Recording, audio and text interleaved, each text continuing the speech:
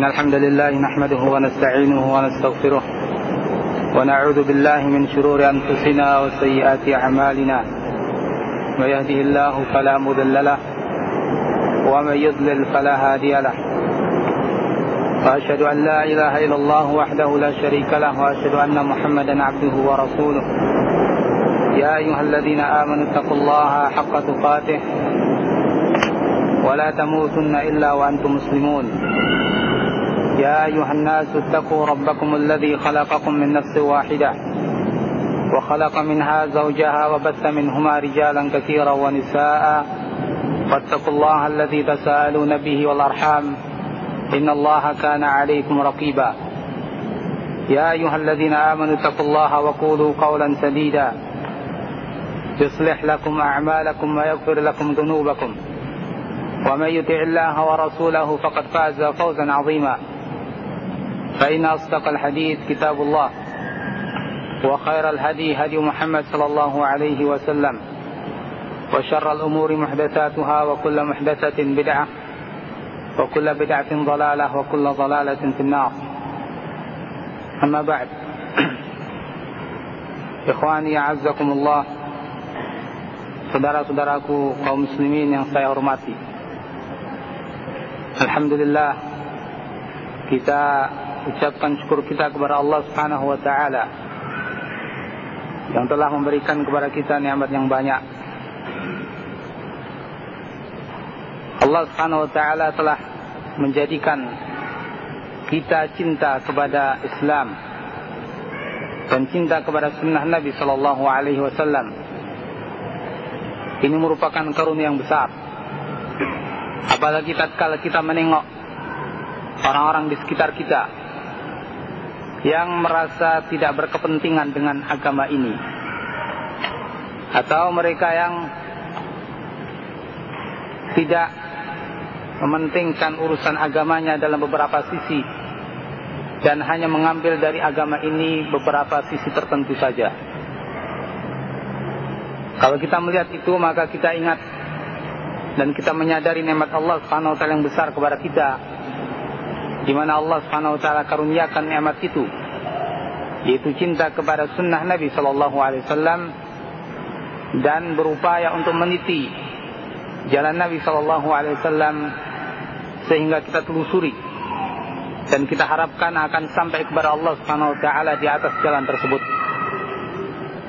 Ikhwani a'azzakumullah, dalam kesempatan yang mulia ini,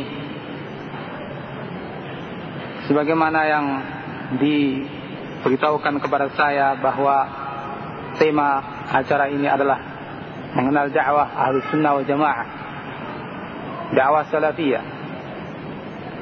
Kita melihat pula ini merupakan nikmat yang lain yang juga begitu besar Allah karuniakan kepada kita. Tatkala kita menengok di sekitar kita pula berbagai macam seruan dakwah, berbagai macam kelompok di dalam Islam.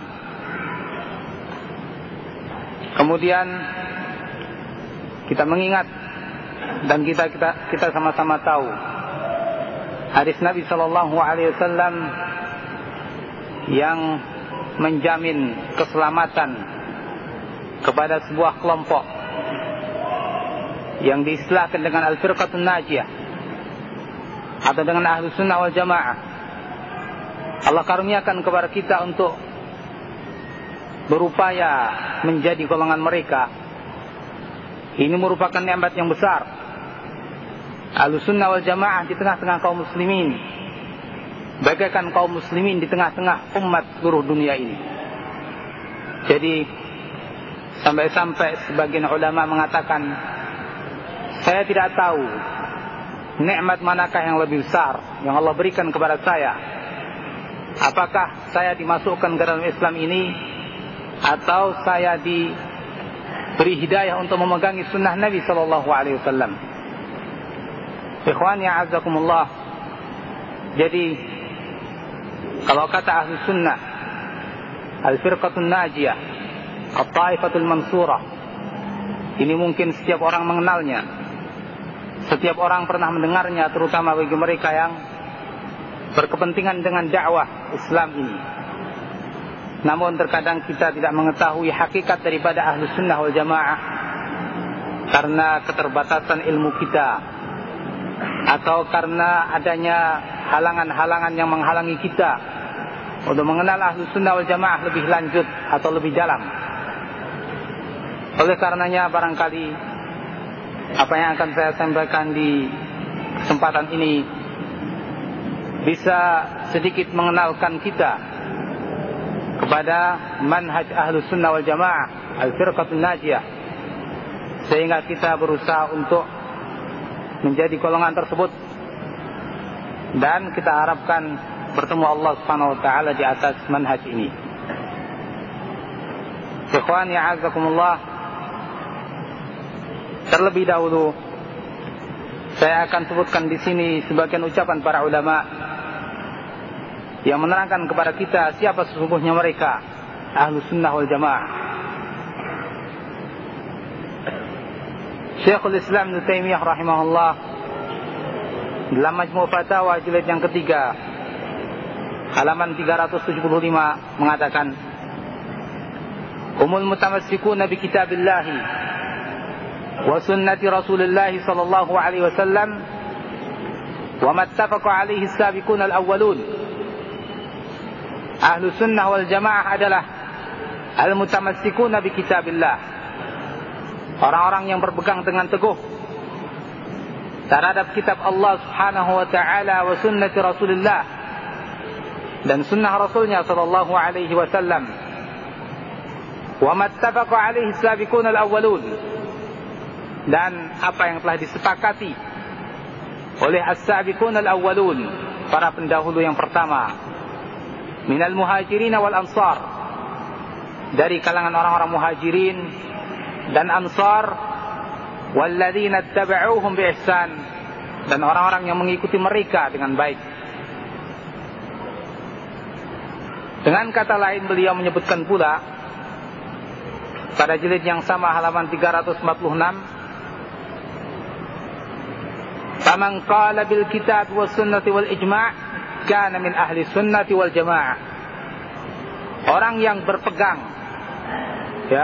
berpendapat dengan berdasarkan kitab dan sunnah serta ijma', kana min ahli sunnati wal jamaah, maka dia termasuk ahli sunnah wal jamaah. Ini definisi dari Ibnu Taimiyah rahimahullah tentang siapakah ahli sunnah wal jamaah. Kita melihat di sini beberapa hal yang perlu kita perhatikan. Yang pertama, Ahlus Sunnah wal Jamaah adalah yang berpegang dengan kitabullah, kitab Allah Subhanahu wa taala, Al-Qur'anul Karim, yang menjadikan Al-Qur'anul Karim sebagai pegangan hidupnya, sebagai hujjah di dalam ia beragama. Juga sunnah Nabi sallallahu alaihi wasallam yang sahihah, yang jadikan sunnah Nabi sallallahu alaihi wasallam sebagai hujjah dalam ia beragama. Kemudian yang ketiga, mattafaqa alaihi as-sabiqun al-awwalun, sesuatu yang disepakati oleh as-sabiqun al-awwalun.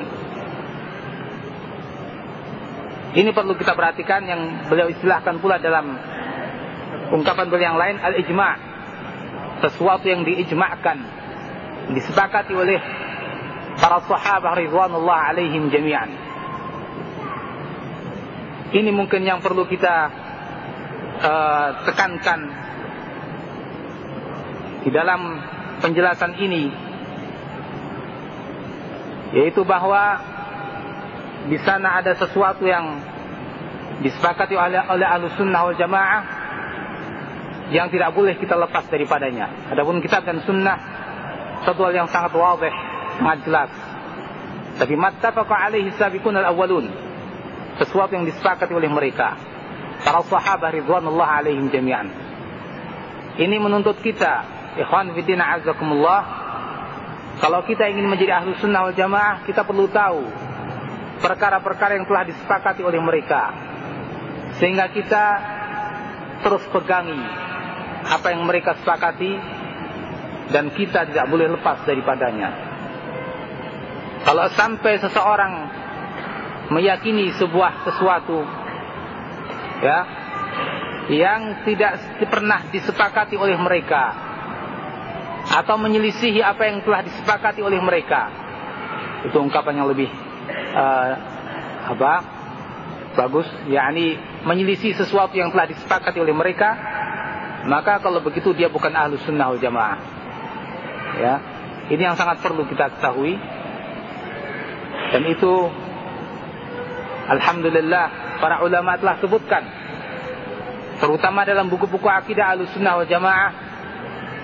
Mereka sebutkan perkara-perkara yang menjadi kesepakatan Ahlus Sunnah wal Jamaah yang tidak boleh seorang pun lepas daripadanya. Manakala ada seseorang atau sebuah kelompok menyelisih apa yang disepakati oleh mereka, maka dia bukan Ahlus Sunnah wal Jamaah. Kita lihat ucapan ulama yang lain. Saya nukilkan di sini ucapan Syekh Abdul Rahman As-Sa'di rahimahullah, yang beliau sebutkan dalam Al-Fatawa As-Sa'diyah halaman 63 dan 64. Fa Ahlus Sunnatil Mahdhah as-salimuna minal bid'ah alladzina tamassaku bima kana alaihi an-nabiy sallallahu alaihi wasallam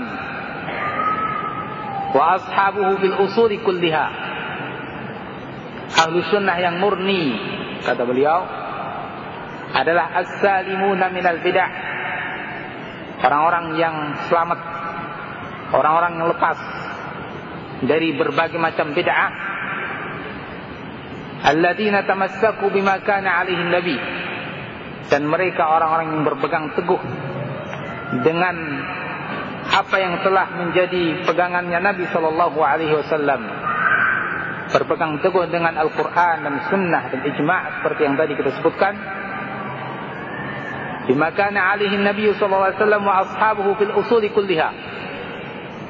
Berpegang dengan apa yang ada padanya Nabi sallallahu alaihi wasallam dan para sahabatnya fil usul kulliha, dalam perkara-perkara prinsip seluruhnya. Nah, pada kata-kata fil usuli kulliha, perkara-perkara yang prinsip seluruhnya, ini apa yang diistilahkan tadi dengan Ibnu Taimiyah rahimahullah, mattafaqa alaihi sabiqun, sesuatu yang telah disepakati oleh para as-sahabah ridwanullah alaihim jami'an, itu telah menjadi al-usul, prinsip Ahlus Sunnah wal Jamaah. Tidak boleh seorang pun lepas daripadanya. Contohnya usul tauhid, wal risalati wal qadar, wa masail al-iman wa ghairiha. Prinsip-prinsip tauhid, wal risalah dan kerasulan, wal qadar dan perkara-perkara takdir, wa masail al-iman wa ghairiha, perkara-perkara iman dan selainnya. Semua prinsip-prinsip yang ada dalam apa yang tadi disebutkan harus menjadi sesuatu yang selalu dipegang oleh Ahlus Sunnah wal Jamaah, dan manakala seseorang lepas daripadanya, tidaklah lagi ia disebut dengan Ahlus Sunnah wal Jamaah. Wa ghairuhum min khawarij wa mu'tazilah wa jahmiyah wa qadariyah wa rawafid wa murji'ah wa ma tafarra'a anhum kulluhum min ahli bidah al-i'tiqadiyah. Dan selain mereka dari orang-orang khawarij, dicontohkan oleh beliau. Yang pertama khawarij. Khawarij menyelisihi apa yang telah disepakati oleh Ahlus Sunnah. Satu contoh, bahwa Ahlus Sunnah wal Jamaah menyepakati orang yang berdosa besar tidak boleh langsung dikafirkan. Ya. Orang Khawarij mengatakan pelaku dosa besar kafir. Dia telah menyelisih salah satu prinsip dari prinsip-prinsip Ahlus Sunnah wal Jamaah yang telah disepakati. Mu'tazilah, demikian pula Mu'tazilah, satu kelompok yang terkenal. Mereka menyelisih Ahlus Sunnah wal Jamaah dalam hal al-asma' wa sifat. Menurut orang-orang Mu'tazilah, bahwa Allah Subhanahu wa taala tidak punya sifat-sifat. Mereka meyakini asmaullah, tapi nama-nama Allah Subhanahu wa taala yang tidak punya sifat-sifat. Allah tidak punya sifat-sifat. Ini jelas menyelisih salah satu kesepakatan Ahlus Sunnah wal Jamaah. Juga orang Mu'tazilah mengatakan orang yang berdosa besar masuk neraka dan kekal di dalamnya. Ini juga menyelisih kesepakatan Ahlus Sunnah wal Jamaah. Maka Mu'tazilah bukan Ahlus Sunnah wal Jamaah. Jahmiyah, kelompok Jahmiyah yang lebih parah daripada Mu'tazilah dan Khawarij. Satu hal yang menonjol dari mereka bahwa mereka tidak mengimani nama-nama Allah Subhanahu wa taala dan sifat-sifatnya seluruhnya. Dengan ini maka mereka bukan lagi Ahlus Sunnah wal Jamaah. Bahkan kalau Jahmiyah, sebagian ulama atau bahkan banyak dari para ulama dengan tegas menyatakan mereka bukan muslimin. Qadariyah, kelompok Qadariyah, satu hal yang menonjol dari mereka bahwa mereka mengingkari takdir, tidak beriman dengan takdir. Mereka selisihi kesepakatan Ahlus Sunnah wal Jamaah, yaitu harus beriman dengan takdir. Maka mereka bukan dari Ahlus Sunnah wal Jamaah. Rawafid, orang-orang Syiah, banyak penyimpangan mereka. Di antaranya dalam perkara sahabat, mereka mencela para sahabat Nabi sallallahu alaihi wasallam, sementara Ahlus Sunnah wal Jamaah bersepakat tidak boleh mencela para sahabat Nabi sallallahu alaihi wasallam. Dan berbagai macam pelanggaran mereka. Maka mereka bukan Ahlus Sunnah wal Jamaah. Bahkan para ulama mengatakan kalau mereka yang meyakini keyakinan Rawafid, Syiah, mereka bukan lagi muslimin. Murji'ah, kelompok Murji'ah, satu hal yang menonjol dari mereka bahwa mereka menyelisih Ahlus Sunnah wal Jamaah pada perkara yang telah disepakati oleh Ahlus Sunnah wal Jamaah dalam perkara iman. Menurut mereka bahwa dosa-dosa besar itu tidak berpengaruh pada iman seseorang. Bagaimanapun dosa yang dilakukan oleh seseorang, maka imannya tetap sempurna. Nah, dengan ini mereka telah menyelisih apa yang disepakati oleh Ahlus Sunnah wal Jamaah, bahwa seorang yang berdosa, apalagi dosa besar, ini akan membuat semakin tipisnya iman seseorang, semakin berkurangnya iman seseorang. Nah, kelompok-kelompok ini sebagai contoh yang telah menyelisih Ahlus Sunnah wal Jamaah dalam beberapa hal yang telah disepakati oleh Ahlus Sunnah wal Jamaah, maka dengan itu mereka keluar dari Ahlus Sunnah wal Jamaah. Wa ma tafarra'a anhum, dan setiap kelompok yang menjadi cabang dari kelompok-kelompok besar tadi, semuanya min ahlil bid'ah al-i'tiqadiyah. Mereka termasuk ahli bid'ah. Ya, ini kata Syekh Abdul Rahman As-Sa'di rahimahullah taala. Jadi dengan itu kita sudah melihat secara ringkas siapa sesungguhnya Ahlus Sunnah wal Jamaah.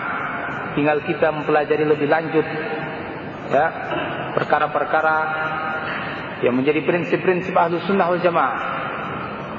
Dan tentu ini butuh waktu yang cukup panjang, dan butuh kita mempelajari buku-buku mereka yang diwariskan kepada kita. Ikhwan fillah azakumullah. Selanjutnya kita perlu mengenal nama-nama Ahlus Sunnah wal Jamaah. Ahlus Sunnah wal Jamaah memiliki beberapa sebutan yang semua dari sebutan-sebutan itu bersumber dari dalil kitab maupun sunnah, ataupun dari waqi' realita yang nyata yang ada pada Ahlus Sunnah wal Jamaah. Di antara nama Ahlus Sunnah wal Jamaah adalah Ahlus Sunnah itu sendiri, atau dengan ditambah Al-Jamaah, Ahlus Sunnah wal Jamaah. Para ulama juga pula menyebut mereka Ahlul Hadis. Para ulama juga menyebut mereka Ahlul Athar. Athar artinya hadis-hadis Nabi, jejak Nabi sallallahu alaihi wasallam. Jadi mereka orang-orang yang mengikuti jejak Nabi sallallahu alaihi wasallam. Para ulama juga menyebut mereka dengan Al-Firqatun Najiyah, kelompok yang selamat. Diambil dari hadis Nabi sallallahu alaihi wasallam tentang perpecahan umat. Para ulama juga menyebut mereka dengan At-Ta'ifatul Mansurah, kelompok yang ditolong oleh Allah Subhanahu wa taala. Diambil dari hadis Nabi sallallahu alaihi wasallam tentang akan adanya sekelompok dari umat ini yang terus berada di atas al-haq sampai akhir zaman. Para ulama juga menyebut mereka as-salafiyun. As-salafiyun ini juga salah satu sebutan ahlu sunnah wal jamaah. Disebut as-salafiyun karena mereka mengikuti salafus salih, pendahulu mereka yang saleh, yakni para sahabat ridwanullah alaihim jami'an, dan para tabi'in dan atba'ut tabi'in. Ini beberapa nama ahlu sunnah wal jamaah yang sesungguhnya nama-nama tersebut ya menunjukkan kepada satu makna, yakni berpegangnya mereka kepada kitab dan sunnah serta apa yang telah disepakati oleh para sahabat ridwanullah alaihim jami'an. Ikhwan fillah azakumullah, di sini ada beberapa hal yang menjadi prinsip-prinsip ahlu sunnah wal jamaah yang harus kita pegangi dan harus kita tonjolkan, lebih-lebih di masa ini, di mana orang-orang yang mengaku ahlu sunnah wal jamaah banyak sekali. Hampir setiap kelompok mereka mengaku bahwa dirinya ahlu sunnah wal jamaah, bahwa dia adalah al-firqatul najiyah, bahwa dirinya adalah al-ta'ifatul mansurah. Namun sebagaimana kata pepatah atau syair, ya, dalam syairnya, penyair dalam syairnya mengatakan, kullun yadda'i waslan bilaila wa laila la tukir lahum bidzaka. Setiap orang merasa punya hubungan dengan Laila, tapi Laila sendiri enggak pernah mengakui hubungan itu. Ikhwan fillah azakumullah, demikian pula keadaan ahlu sunnah wal jamaah. Betapa banyak yang mengaku dirinya ahlu sunnah wal jamaah, tapi sesungguhnya ya mereka jauh dari ahlu sunnah wal jamaah. Nah, kita enggak ingin menjadi orang yang seperti itu, hanya dapat nama, tidak dapat kenyataannya. Bahkan kita berlindung kepada Allah Subhanahu wa taala ya untuk terjadi yang semacam itu pada diri kita. Oleh karenanya kita perlu mengetahui prinsip-prinsip ahlu sunnah wal jamaah yang perlu kita tegakkan, yang perlu kita pegangi dalam hidup kita dalam beragama ini. Prinsip yang pertama, bahwa ahlu sunnah wal jamaah berpegang dengan kitab dan sunnah sesuai dengan pemahaman salafus salih.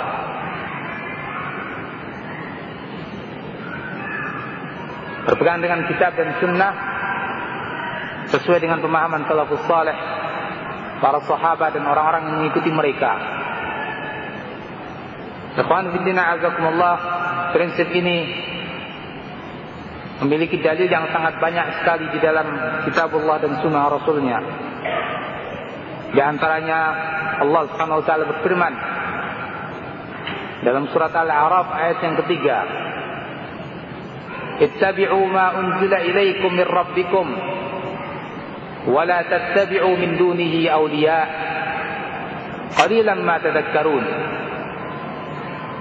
Ittabi'u, dan ikutilah, ma unzila ilaikum min rabbikum, apa yang diturunkan kepada kalian dari Rabb kalian,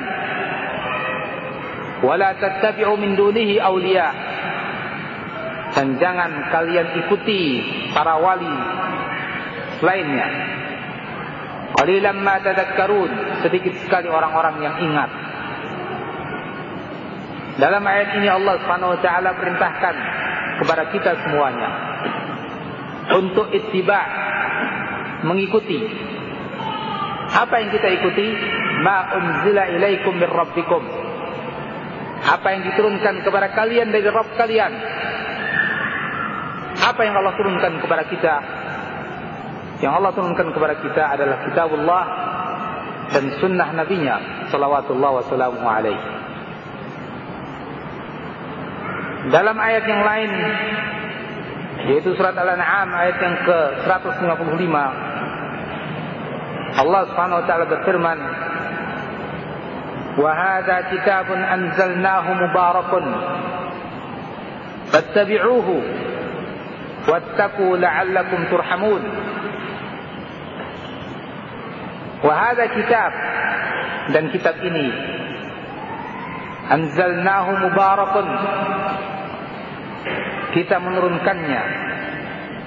Ini adalah kitab yang berkah. fattabi'uhu, maka ikutilah dia. Wattaqu la'allakum turhamun, dan bertakwalah kalian kepada Allah Subhanahu wa taala, mudah-mudahan kalian diberi rahmat oleh Allah Subhanahu wa taala. Allah katakan bahwa kitabnya ini kitab yang Allah turunkan, yang mubarak, berkah. Apa itu berkah? Berkah banyak kebaikannya, bahkan disitulah letak kebaikan. Kebaikan yang banyak dan tetap. Maka ikutilah itu. Ya, ittabi'uhu, ikutilah itu.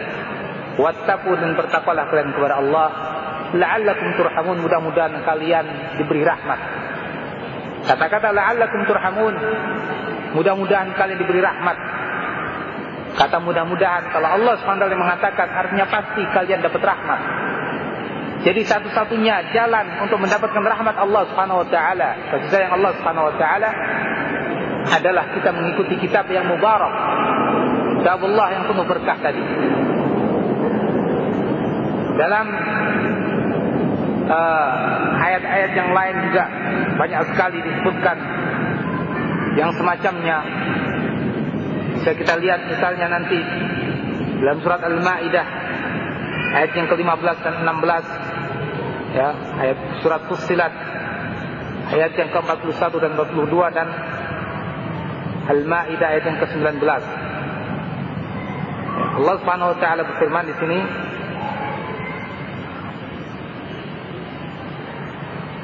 dalam surat Fussilat ayat yang ke-41 dan 42 tadi, innal ladzina kafaru bidzikri lamma ja'ahum wa innahu lakitabun aziz.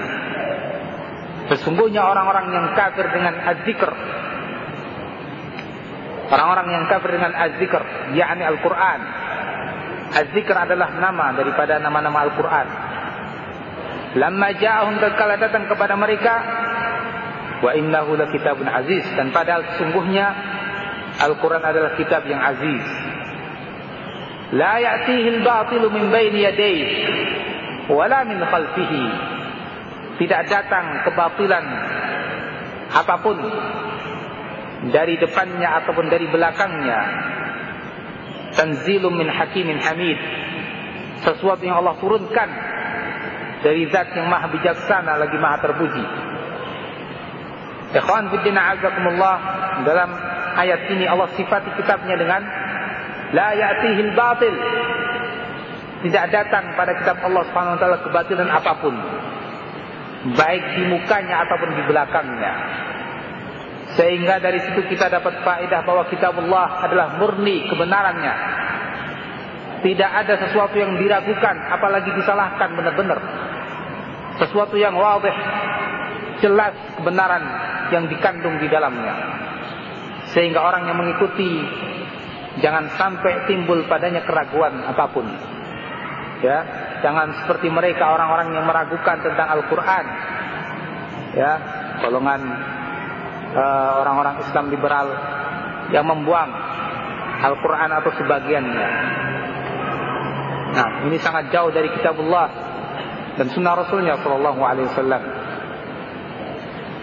Nabi sallallahu alaihi wasallam bersabda dalam hadisnya yang diriwayatkan oleh Imam Muslim rahimahullah, inni tarikun fikum ma lan tadillu in i'tasamtum bihi kitab Allah. Inni tarikun fikum, sesungguhnya aku tinggalkan pada kalian sesuatu lan tadillu in i'tasamtum bihi, yang kalian tidak akan sesat jika kalian berpegang teguh dengannya. Kitab Allah, itu adalah kitab Allah. Ikhwan fillah azakumullah, kita dapati jaminan di dalam hadis ini. Kata Nabi, lan tadillu in i'tasamtum bihi, kalian tidak akan sesat selama kalian berpegang teguh dengannya. Apa itu yang ditinggalkan oleh Nabi? Kitab Allah, kitab Allah Subhanahu wa taala. Dalam hadis yang lain Nabi sallallahu alaihi wasallam bersabda yang semakna dengan itu, inni tarikun fikum siklaini awwaluhuma kitab Allah fihi al-huda wan nur fakhudhu bi kitabillahi wa tamassaku bihi. saya tinggalkan pada kalian dua perkara yang berat. Awwaluhuma kitabullah. Yang pertama adalah kitabullah. Fihil huda wan nur. Di dalamnya ada petunjuk dan cahaya. Fakhudhu bi kitabillahi wa tamassaku bihi. Ambillah kitabullah itu dan berpegang teguhlah kalian dengannya. Ya. Wa tamassaku bihi, dan berpegang teguhlah kalian dengannya. Kemudian wa ahlu baiti. Yang kedua adalah ahlu baiti, keluargaku. Udzakirukumullahu fi ahli baiti. Udzakirukumullahu fi ahli baiti. Saya ingatkan kalian kepada Allah Subhanahu wa taala tentang keluargaku. Ikhwan fillah azakumullah, dan banyak lagi. Dalam masalah ini tidak terhitung dalil-dalil yang menunjukkan wajibnya kita berpegang teguh dengan kitabullah dan fadilah untuk berpegang teguh dengan kitabullah, serta jaminan keselamatan selama kita berpegang teguh dengan kitabullah Subhanahu wa taala. Kemudian yang kedua tentang sunnah Nabi sallallahu alaihi wasallam, kita akan lihat beberapa ayat yang menunjukkan tentang wajibnya kita berpegang teguh dengan sunnah Nabi. Allah Subhanahu wa taala berfirman,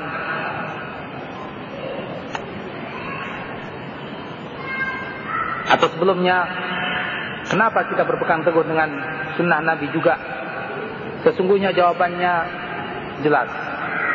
Namun tidak mengapa kita sebutkan di sini beberapa hal. Ya. Syekh bin Baz rahimahullah dalam kitabnya Wujubul Amal bi Sunnati Rasulullah sallallahu alaihi wasallam, wajibnya mengamalkan sunnah Nabi. Beliau sebutkan di sini kenapa kita berpegang teguh dengan sunnah Nabi. Yang pertama, li'annahu Rasulullah sallallahu alaihi wasallam, ya, ilal jami', karena dia adalah utusan Allah Subhanahu wa taala kepada seluruh manusia. Ya, Nabi sallallahu alaihi wasallam membawa sunnah Nabi. Itu utusan Allah kepada kita, bukan kepada selain kita.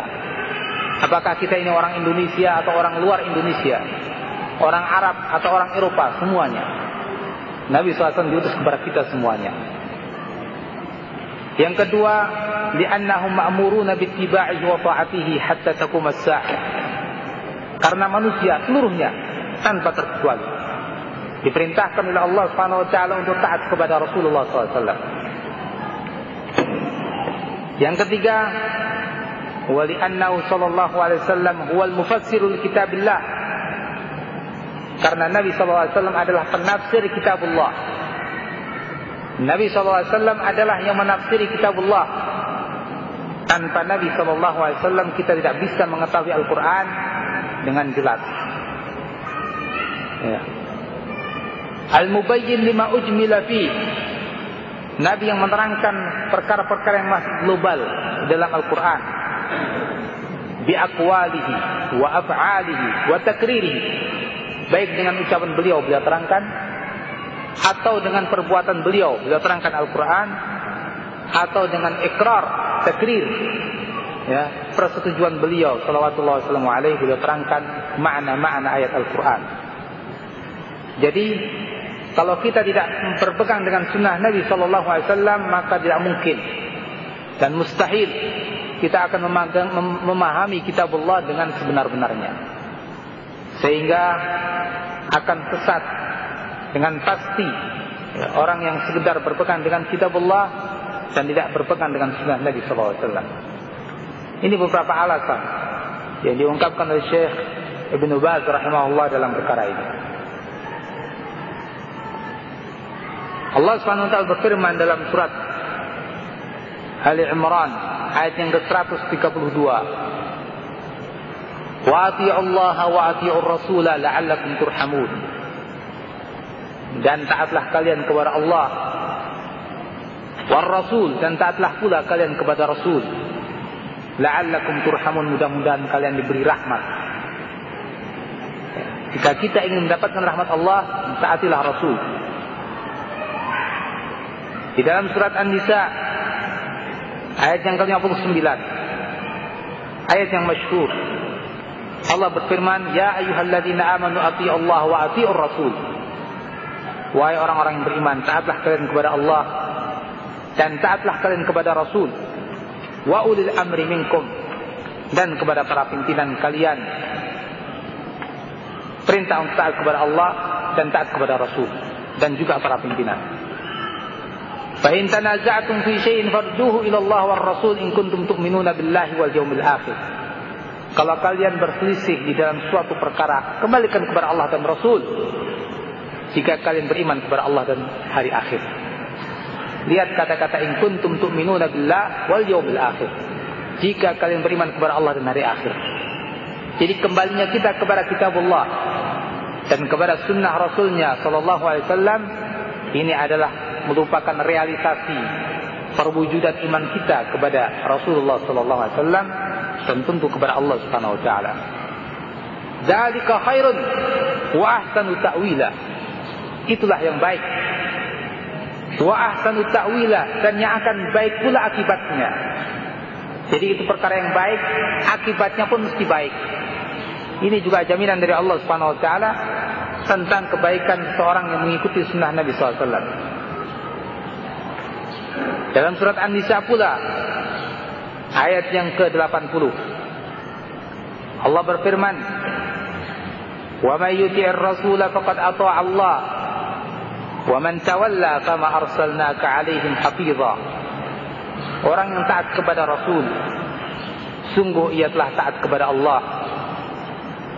Wa man tawalla, dan orang yang berpaling, fama arsalnaka 'alaihim hafiza, maka kami tidak mengutusmu wahai Muhammad untuk menjaga mereka. Ya, orang yang berpaling akibatnya ditanggung sendiri. Tapi orang yang taat kepada Rasul SAW, maka ia artinya taat kepada Allah. Wa kaifa tumkinu ta'atuhu wa raddu ma tanaza'a fihi an-nas ila kitabillah wa sunnati rasulih idza kanat sunnatuhu la yuhtaju biha aw kanat kulluha ghairu mahfuzah.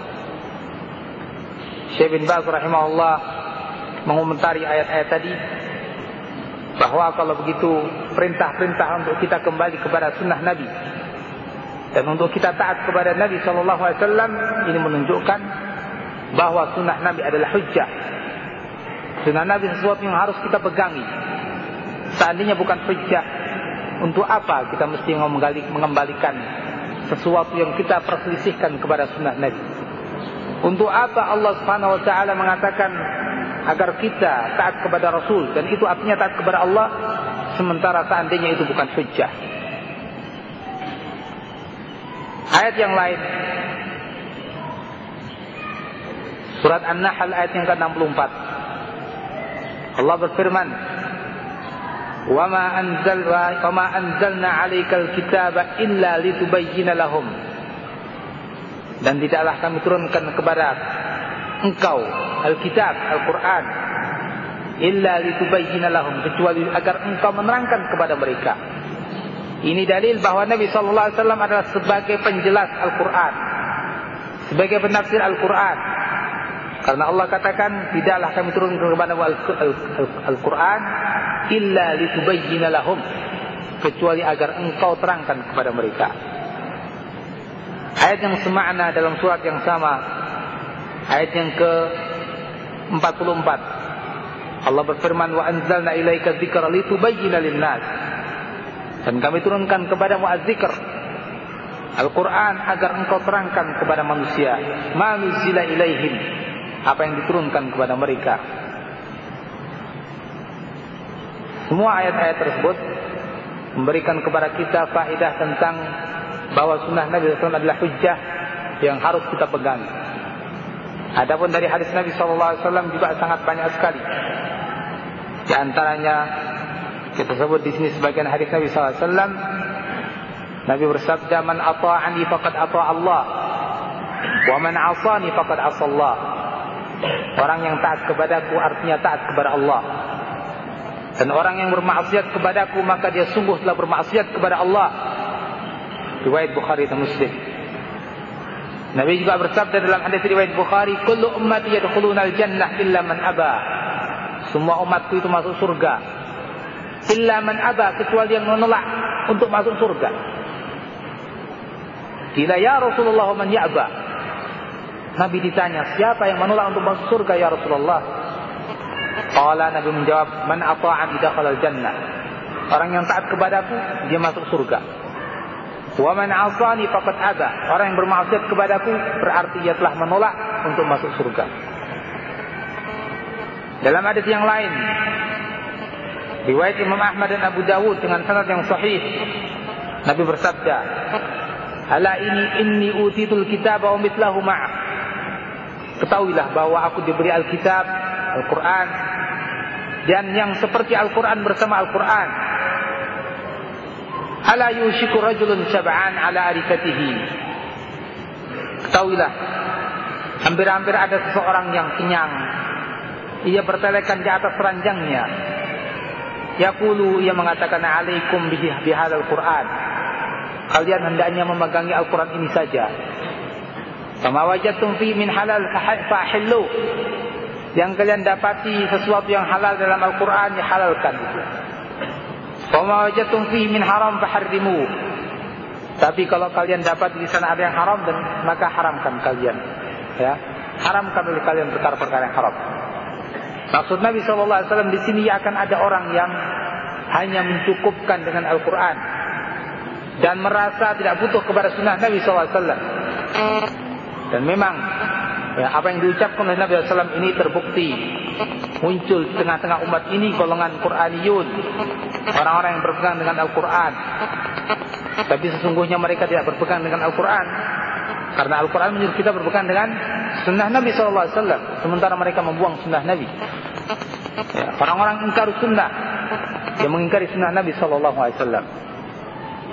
Ikhwan fillah azakumullah, dengan demikian maka sunnah Nabi SAW secara keseluruhan, selama itu sunnah yang sahihah, sunnah yang sahih, hadis yang sahih, maka itu merupakan hujjah yang harus menjadi landasan kita di dalam beragama ini. Apakah itu hadis yang mutawatir atau hadis yang ahad, sama saja. Al-Imam As-Suyuti rahimahullah mengatakan di dalam kitabnya Miftahul Jannah fil I'tisam bis Sunnah, beliau menulis kitab tersebut karena muncul segolongan orang yang menentang sunnah Nabi, mengatakan bahwa sunnah Nabi SAW bukan hujjah. Beliau tulis sebuah kitab yang berjudul Miftahul Jannah fil I'tisam bis Sunnah. Beliau paparkan di situ dalil-dalil dari kitabullah maupun dari sunnah Nabi SAW dan ucapan para ulama tentang kehujahan sunnah. Lalu beliau sebutkan pula di situ ucapan beliau, i'lamu rahimakumullah, ketahuilah oleh kalian semuanya, semoga Allah merahmati kalian, anna man ankara anna kauna haditsin nabi, bahwa orang yang mengingkari bahwa hadis Nabi SAW itu qaulan kana au fi'lan, apakah itu berupa ucapan beliau atau perbuatan beliau, bisyartihil ma'rufil usul, yang telah atau dengan syaratnya yang telah diketahui di dalam ilmu hadis bahwa hadis itu hadis yang sahih. Orang yang mengingkari bahwa itu adalah hujjah, kafar, dia telah kafir. Ya, sekali lagi kata beliau, ketahuilah wahai kaum muslimin, semoga Allah merahmati kalian. Orang yang mengingkari hadis Nabi SAW, apakah itu ucapan beliau atau perbuatan beliau sebagai hujjah, maka dia telah kafir. Kharaja an dairatul Islam, keluar dari lingkup Islam ini. Wa husyira ma'al yahudi wan nasara, dan nanti dia akan dikumpulkan bersama orang-orang Yahudi dan Nasrani.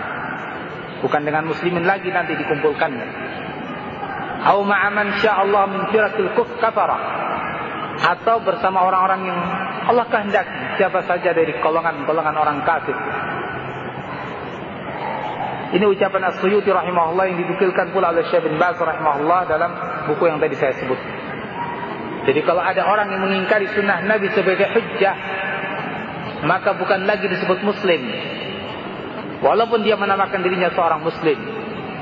Ya, mereka telah dianggap sebagai orang kafir oleh para ulama, keluar dari daerah keislamannya. Bahkan akan dikumpulkan nanti oleh Allah Subhanahu wa taala bersama orang-orang Yahudi dan Nasara atau orang-orang kafir yang lain. Kemudian ikhwan fillah azakumullah, perlu ditegaskan pula di sini, ya. Seperti yang tadi sudah saya katakan, walaupun hadis-hadis Nabi yang ahad itu juga sebagai hujjah. Mengapa kita katakan dan perlu kita sering mengatakan seperti ini? Karena banyak pula kelompok-kelompok yang menisbatkan dirinya kepada Islam mengingkari hadis-hadis ahad. Kelompok ini sesungguhnya kelompok yang lama dalam sejarah Islam, yaitu orang-orang Mu'tazilah dan yang sejenisnya. Mereka mengingkari hadis ahad sebagai hujjah. Mereka katakan bahwa hadis ahad bukanlah hujjah dalam perkara akidah. Ini sesungguhnya, ya, syubhat yang sangat berbahaya. Para ulama rahimahumullah telah membantah syubhat ini dalam banyak karya mereka. Kalau kita ingin melihat secara luas bantahan para ulama terhadap syubhat semacam ini, kita bisa kembali kepada kitabnya Ibnu Qayyim rahimahullah yang berjudul As-Sawa'id Al-Mursalah 'ala Al-Jahmiyah Al-Mu'attilah. Beliau terangkan di situ bahwa hadis ahad, ya, itu merupakan hujjah. Al-Imam Syafi'i rahimahullah dalam kitabnya Ar-Risalah beliau terangkan bahwa hadis ahad adalah hujjah. Beliau terangkan dalil-dalilnya dengan jelas, sehingga tidak ada peluang lagi sesungguhnya untuk mengatakan bahwa hadis ahad bukanlah hujjah. Mereka, kelompok-kelompok yang semacam itu, yang sekarang mungkin banyak disuarakan atau dakwahkan oleh kelompok seperti Hizbut Tahrir misalnya. Nah, ini sungguh berbahaya karena akibat daripada keyakinan seperti ini, sekian banyak hadis-hadis Nabi akan tersisihkan. Bahkan sekian banyak akidah di dalam Islam yang akan tersisihkan, tidak diyakini lagi karena dengan alasan bahwa dasarnya adalah hadis ahad. Makanya Syekh Al-Albani rahimahullah menulis sebuah buku yang berjudul Khabarul Ahad atau Hadithul Ahad Hujjatun binafsihi fil aqaid wal ahkam. Hadis ahad merupakan hujjah dengan sendirinya dalam perkara akidah dan hukum. Beliau juga tulis buku yang lain, judulnya Hujjiyatu Al-Hadithul Ahad atau yang seperti itu judulnya, saya agak lupa. Yang beliau terangkan di situ tentang akibat daripada orang meyakini bahwa hadis ahad bukan sebagai hujjah dalam perkara akidah. Sekian banyak akidah-akidah Islam akan runtuh, akan hilang dengan alasan seperti itu. Jadi ini sesungguhnya perkara yang sangat